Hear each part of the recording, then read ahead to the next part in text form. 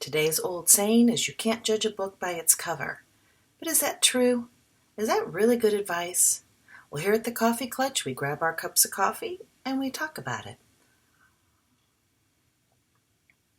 It's a saying that probably most of you are familiar with. I know my children, and the youngest of which is 20, when they were in high school, were very much taught that old saying. And it has something to do with being tolerant of each other and not to be so quick to judge your neighbor.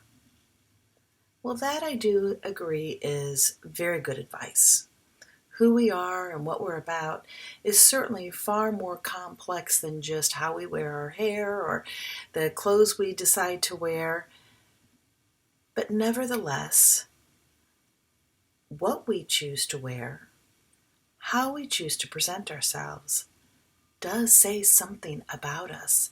And it can say an awful lot about us.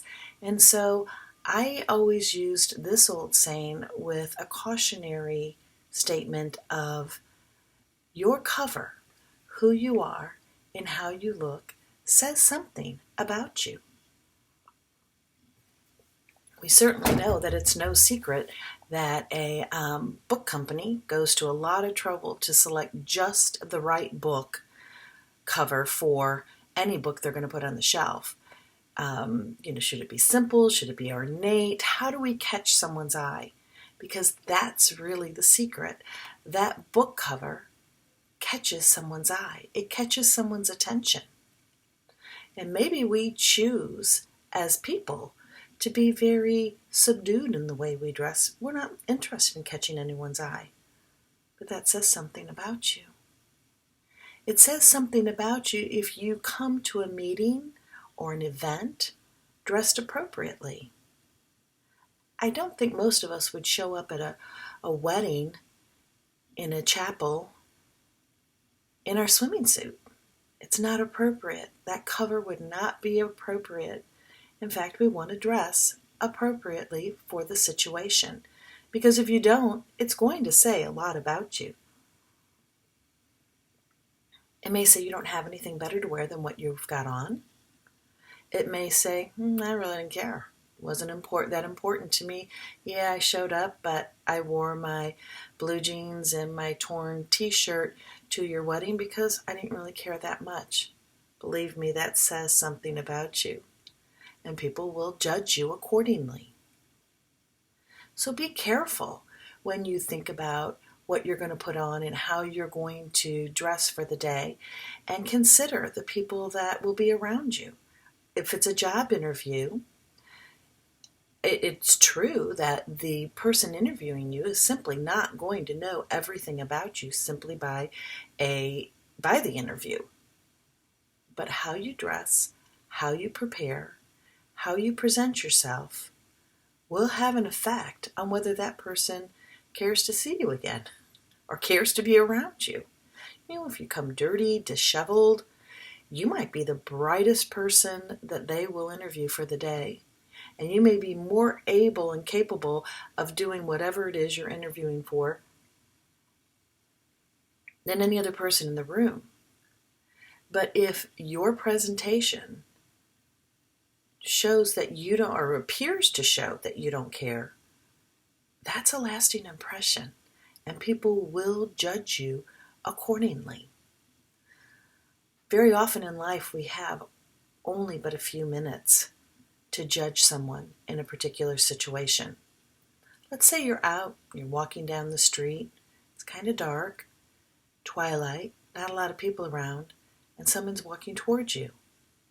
I don't care who you are, you're going to size that person up to determine if you think you are in danger or not. And you're going to make that judgment call according to how that person looks. Right or wrong, it's how you'll do it. It's the only defense we often have. You'll start by considering your surroundings, the neighborhood you're in. Is it a relatively safe neighborhood?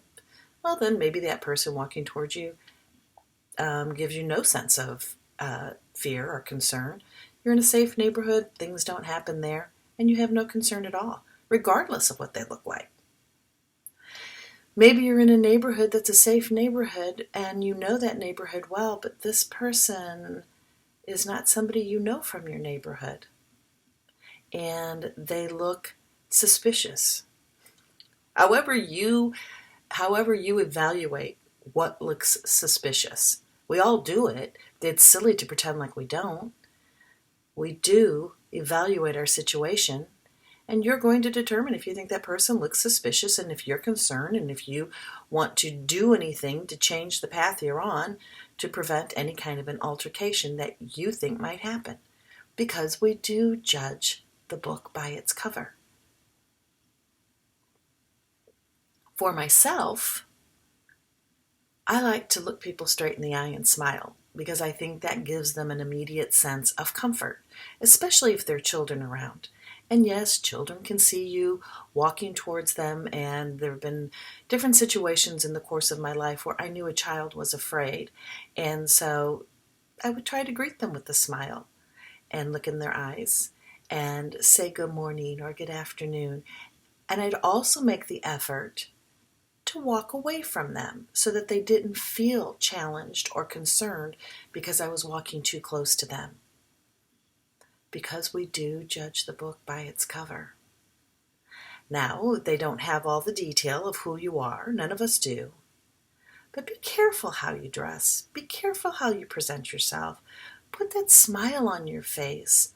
A smile goes a long way to cheering someone else and to actually lifting your own spirits. And people will have an impression about you by the way you greet them. Now this saying, or this phrase, is attributed to a 1944 edition of the African journal American Speech. You can't judge a book by its binding.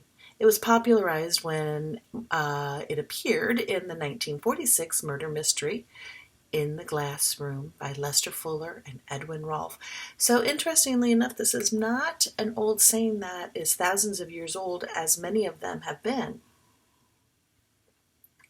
originating either from the Bible or an Aesop's fable.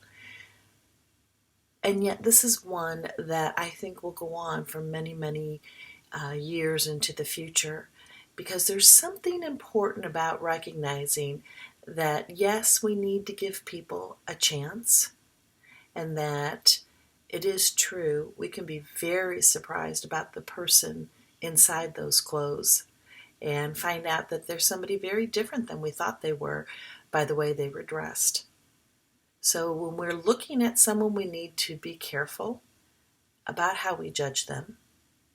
But at the same time, it's very important that we remember that what we put on for the day, how we carry ourselves, how we wear our hair, if we're clean, if we're, our hair is brushed and our teeth are brushed and we look ready to start the day and happy to be there, whatever it is we're doing for that day, it will tell a tale about you. And don't ever let anybody say that people aren't going to judge you according to how you look, because they will. So take that information, use it wisely, be generous and charitable in how you judge someone, and give them lots of reasons to judge you well. So if you've enjoyed this little snippet of information, push the like button, subscribe, and come back to visit us. Enjoy your cup of coffee.